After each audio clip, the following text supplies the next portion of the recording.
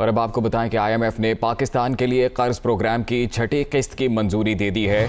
वजीर खजाना की जानिब से ट्वीट किया गया, $1 अरब के इजरा से मुआशी इस्तेहकाम में मदद मिलेगी। वजीर इत्तलात फवाद चौधरी की जानिब से ये कहा गया। जी बिल्कुल, वजीर खजाना का ट्वीट सामने आया है जिसमें उन्होंने कहा कि IMF ने पाकिस्तान के लिए कर्ज प्रोग्राम की छठी किस्त की मंजूरी दे दी है और वजीर इत्तलात फवाद चौधरी की जानिब से कहा गया कि $1 अरब के इजरा से मुआशी इस्तेहकाम में मदद मिलेगी। तो ये ट्वीट सामने आया है वजीर खजाना का। IMF ने पाकिस्तान के लिए कर्ज प्रोग्राम की छठी किस्त की मंजूरी दे दी है, जबकि वजीर इत्तलात फवाद चौधरी का कहना है कि $1 अरब के इजरा से मुआशी इस्तेहकाम में मदद मिलेगी।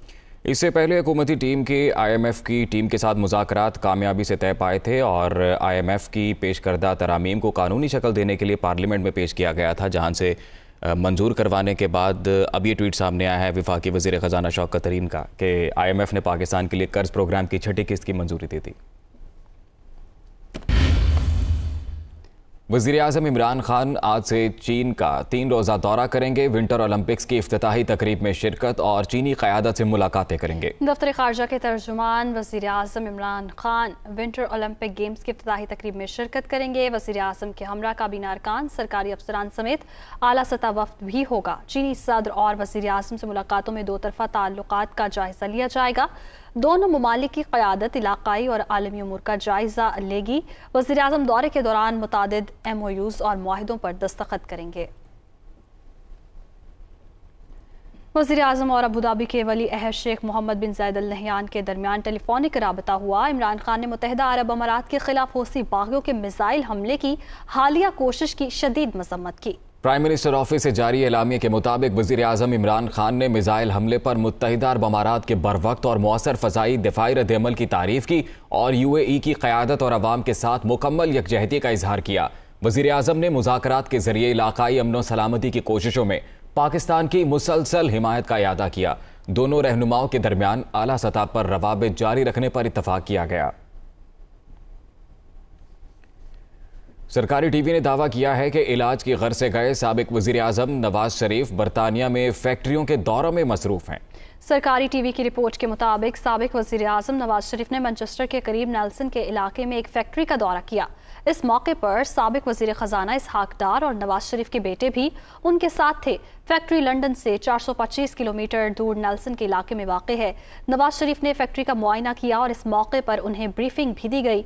याद रहे कि नवाज शरीफ इलाज की गर्ज से बरतानिया में मौजूद हैं और एक रोज़ कबल उनकी medical report Lahore high court में जमा कराई गई थी। वज़ीर दाखिला शेख रशीद का कहना है कि नवाज शरीफ बदनसीब इंसान है जो अपने मुल्क से भाग रहा है। अपोजिशन लॉन्ग मार्च का शौक पूरा कर ले, इनके तिलों में तेल नहीं है। उन्होंने कहा कि मुल्क में कोई सदारती निज़ाम आ रहा है, ना इमरजेंसी लग रही है, डील या ढील भी नहीं मिलेगी। अदम एतमाद का जिसको शौक है वो भी पूरा कर ले। वो इस्लामाबाद में प्रेस कॉन्फ्रेंस कर रहे थे।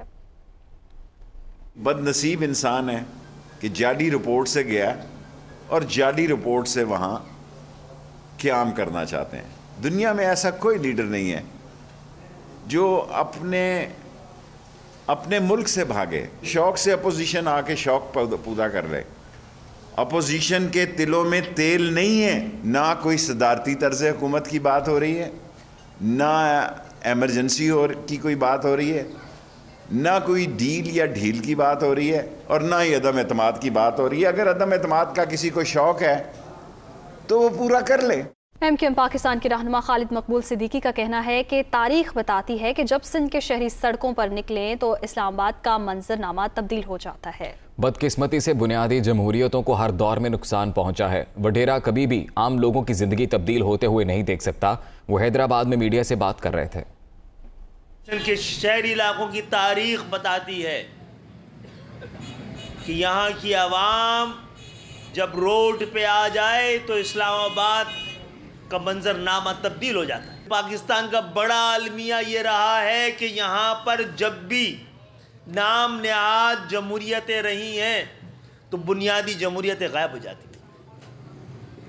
यहाँ की जागीरदाराना सियासत, वडेरा हुक्मरान कभी भी आम पाकिस्तानियों की जिंदगी को में तब्दीली की ख्वाहिश नहीं रखता। ऑपोजिशन ने सिंध असम्बली का इजलास बुलाने के लिए रिक्वेजिशन जमा करा दी। हलीम आदिल शेख कहते हैं सुप्रीम कोर्ट के फैसले के बाद सिंध का बल्दियाती निज़ाम हिल चुका है। पीपल्स पार्टी और जमात इस्लामी का कराची में मैंडेट ही नहीं, लेकिन मामू भांजा शहर के फैसले कर रहे हैं। MKM के रहनुमा कुंवर नवीद जमील ने कहा अदालत उस्मा के फैसले के मुताबिक नया बल्दियाती एक्ट लाया जाए। तरामीम हो जो कि उन्होंने डंडे के जोर पे बुलडोज करके मंजूर कराई थी, सुप्रीम कोर्ट के वाज़े फैसले के बाद मैं समझता हूँ कि पूरा एक जो लोकल गवर्नमेंट का जो पूरा निज़ाम था वो हिल चुका है। आजकल वो लोग फैसले कर रहे हैं ना 3 में ना 13 में, मतलब जिसका ना बेगाने की शादी में अब्दुल्ला दीवाना। मतलब जमात इस्लामी और पीपल्स पार्टी शहर से ना मैंडेट, 1 सीट उनकी, 2-3 सीटें उनकी, जो इन्होंने मामू को इस्तेमाल करके हम सबको मामू बनाना चाह रहे थे और वो लेजिटिमेट कराना चाह रहे थे। और असम्बली के बाहर एक इजलास लगवा कर हम समझते हैं, अब तो हमें यकीन हो चला है कि ये पूरा एक ड्रामा था। हम चाहते हैं कि सुप्रीम कोर्ट की गाइडलाइन की रोशनी में और आइन की शर्ह 140A की गाइडलाइन की रोशनी में नया एक लोकल बॉडीज़ का बिल जो है वह असम्बली से मंजूर कराया जाए। पाक सरजमीन पार्टी के सरबराह मुस्तफ़ा कमाल का कहना है कि विफाक से मिलने वाले पैसों को निचली सतह तक पहुंचाने का कोई मैकेनिज्म नहीं, यही वजह है कि नौबत धरनों तक पहुंच गई है। नौजवान डिग्रियां उठाए नौकरियां तलाश कर रहे हैं। सूबे में कुत्ते के काटने की वैक्सीन तक नहीं है। शहर कायद में मसाइल ही मसाइल हैं। वो धरने के शुरा से खिताब कर रहे थे। ऊपर से तो पैसे ले रहे हैं और नीचे पैसे देने का कोई मैकेनिज्म नहीं। ये है खराबी पाकिस्तान की, जिसकी वजह से सारी तबाही बर्बादी है, जिसकी वजह से ये सारे धरने हो रहे हैं। आज ये नौबत आ गई है कि यहाँ पर कुत्ते के काटने की वैक्सीन नहीं है। आज ये नौबत आ गई है कि यहाँ पर 49,000 स्कूलों में 11,000 स्कूल घोस्ट हैं। आज ये नौबत है सिंध में कि 70 लाख बच्चे जिनकी उम्र स्कूलों में जाने की वो स्कूलों से बाहर हैं। आज ये कराची में नौबत आ गई है कि एक कतरा नया पानी 13 सालों से नहीं मिला। जो पानी लाइनों में पहले आता था उस पर भी हाइड्रेंट बनाकर उसी पानी को अरबों रुपए का बेचते हैं। आज ये नौबत आ गई है कि यहाँ से कोई कचरा उठाने वाला नहीं है। आज ये नौबत आ गई है कि यहाँ पर कुत्ते के काटने की वैक्सीन तक लगाने के लिए यहाँ पर नहीं है। आज ये नौबत आ गई है कि कराची में जो पूरे पाकिस्तान को नौकरी देने वाला, खिलाने वाला शहर था, वहां पर नौजवान डिग्री हाथ में लेकर खुदकुशी करने पर उतर आया है। तर्जुमान वजारत ख़जाना मुज़म्मिल असलम ने कहा है कि हुकूमती इक़दामात से महंगाई में कमी आना शुरू हो गई है। चीनी वाफिर मिकदार में मौजूद है। गंदम की मज़ीद दरामद की ज़रूरत नहीं। सिंध में आटे की कीमत दीगर सूबों से ज़्यादा है।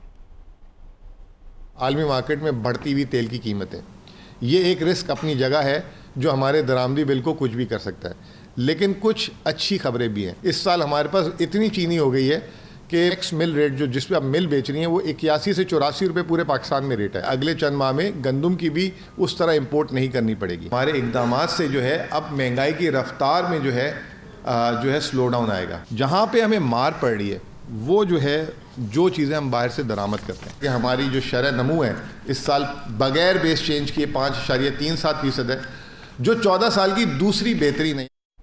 कोरोना के लिए इस्तेमाल होने वाले सर्जिकल आइटम्स की कीमतों में 70% तक इजाफा हो गया। हुकूमत ने टैक्सों में दी जाने वाली छूट खत्म कर दी। 61 के करीब सर्जिकल आलात पर हुकूमत ने टैक्स छूट दे रखी थी। टैक्स छूट खत्म होने से N90 और surgical mask, PCR kits, syringe इन्फोडम, auto syringe, X ray mobile machine, ultrasound machine, electric suction machine महंगी करती गई।